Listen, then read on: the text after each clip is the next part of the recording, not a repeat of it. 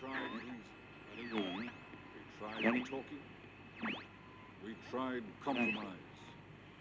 They all failed. And that is why I ordered the army to break the waterfront strike. You do not need me to tell you of the gravity of today's tragic events.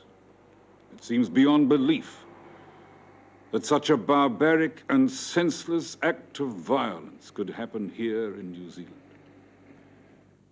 What are we to do?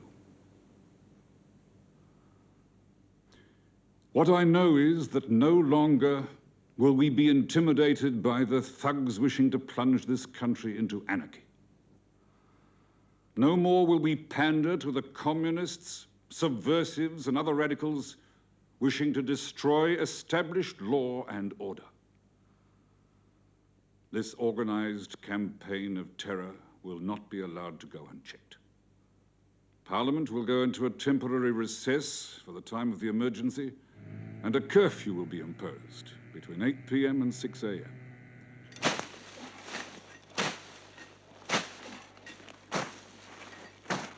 To lead this country out of economic and political chaos, I must have your mandate. If I am to accept the challenge, you, the people, must demonstrate your total and unequivocal support for the measures I am forced to take.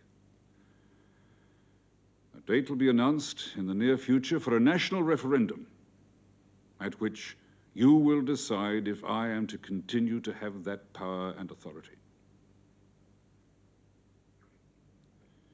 It is indeed a tragic day in New Zealand's history.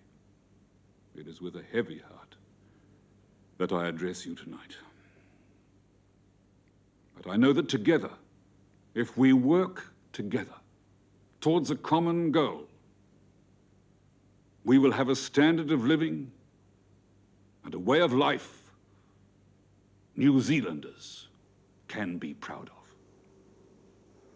It's about bloody time, too.